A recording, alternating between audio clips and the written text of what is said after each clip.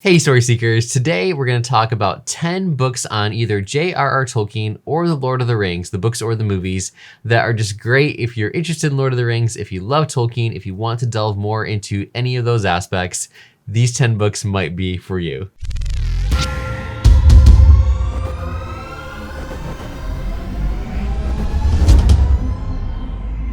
Hey guys, welcome to Seeking Stories. My name is Ryan, and again, today we're going to talk about 10 books that are related to Tolkien and Lord of the Rings that I think that you would find enjoyable.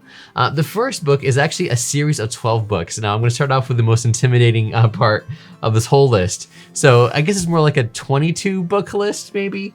But that's the history of the Lord of the Rings. Now, the history of Lord of the Rings, this is for the books.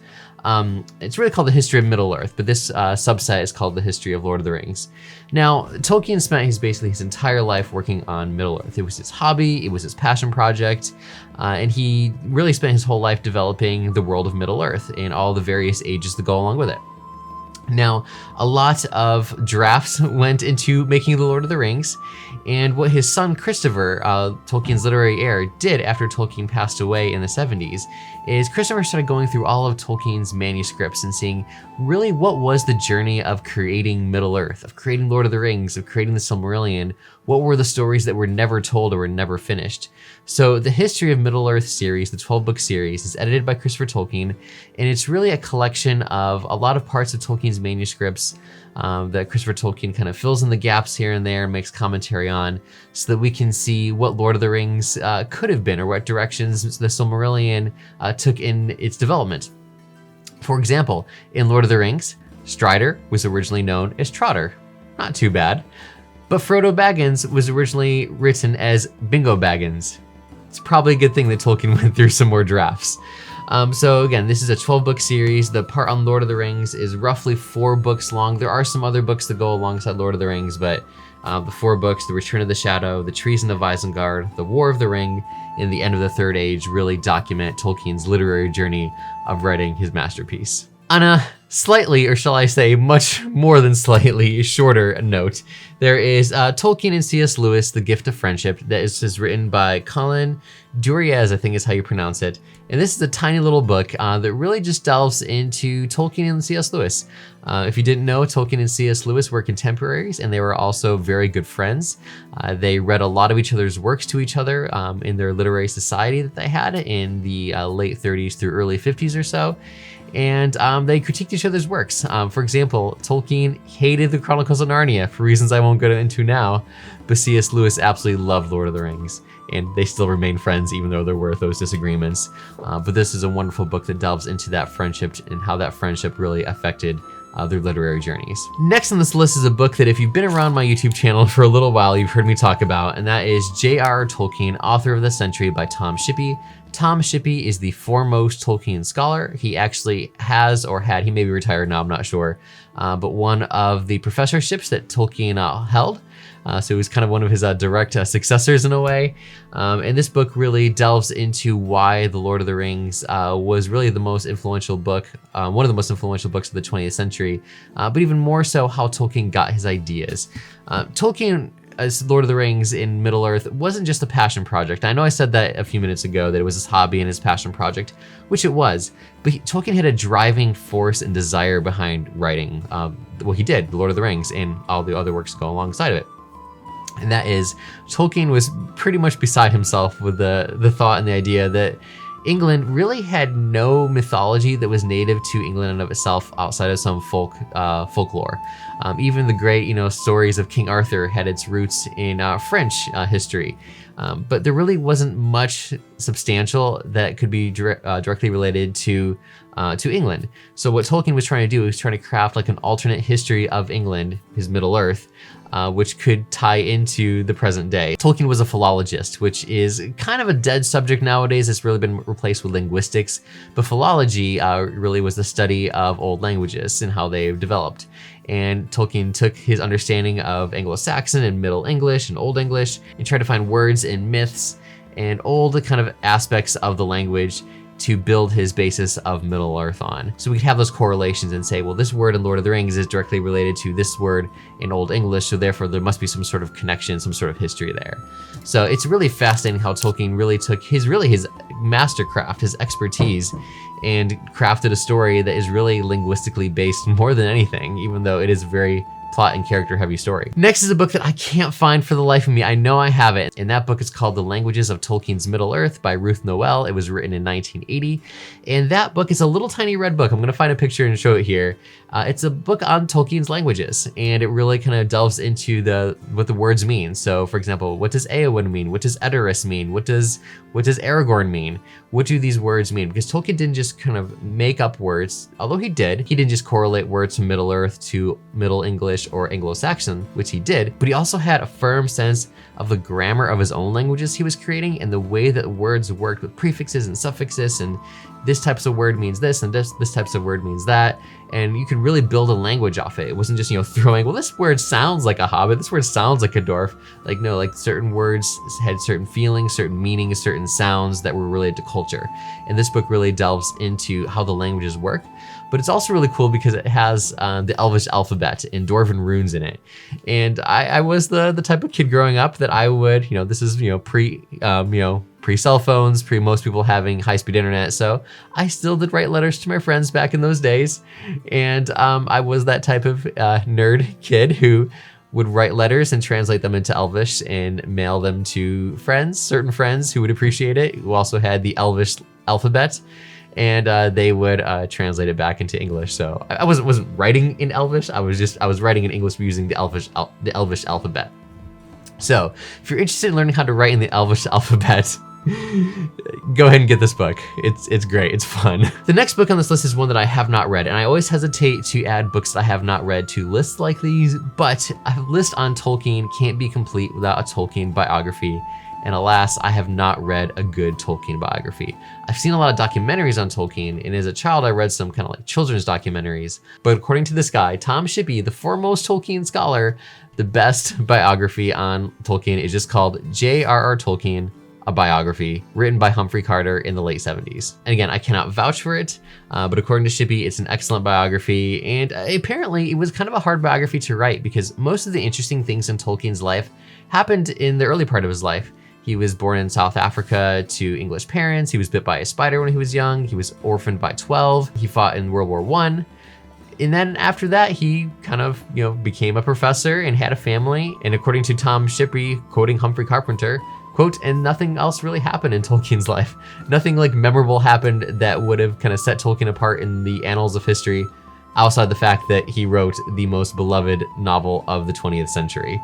So the biography, kind of really delves into, to my understanding, kind of both halves of Tolkien's life. What happened in his early years, the kind of the more interesting things, and then Tolkien's life as it relates to the creation of The Lord of the Rings. So I'm interested in reading this book, but again, I cannot vouch for it, but it is known to be a very good work. Moving into Lord of the Rings, the films, the book I want to recommend first is kind of a biography as well. It's called Peter Jackson, A Filmmaker's Journey by Brian Sibley.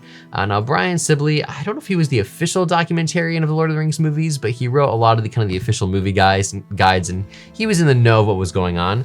But this book was written, I believe, 2005. So this would have been around the time the King Kong was coming out, so just immediately after Return of the King. But this is Peter Jackson's biography. And I'm sorry, I do not have the dust jacket. I bought this from Amazon UK back in like 2009 or 10. US didn't have it at all at the time. I don't know if it's available.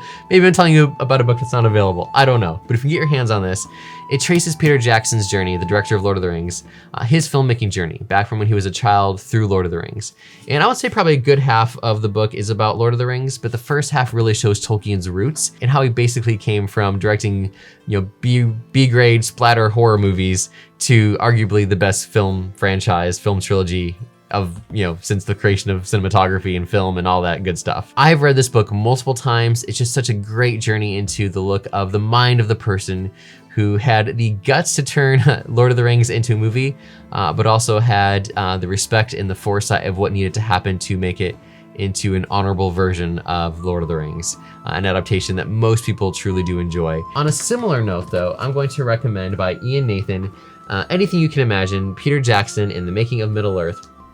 This book actually came out just a few years ago, 2018, I believe, 17 or 18. And this book actually chronicles both the making of The Lord of the Rings and The Hobbit, again from Peter Jackson's perspective.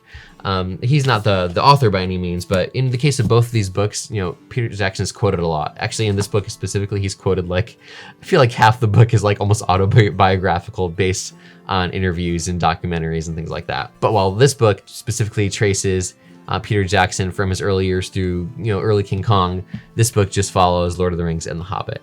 Both great books if you want some really great insight into how the Middle-earth movies are crafted. On the note of Middle-earth movies, we're going to follow that up with the music of the Lord of the Rings films by Doug Adams. Doug Adams is the official kind of documentarian historian for the Lord of the Rings music, specifically from the movies. Howard Shore, the composer of all 6 Middle-earth movies, calls Doug Adams a film music journalist, and that really is what this book is. It's not for the faint of heart. So the book shows you snippets of different themes, and then has kind of text that shows exactly what Howard Shore and Peter Jackson were envisioning when they were creating the various themes, and how all the themes interweave each other and how they support each other or kind of go opposed to each other to fulfill certain parts of the story beats and emotional aspects that we want to hear on the journey.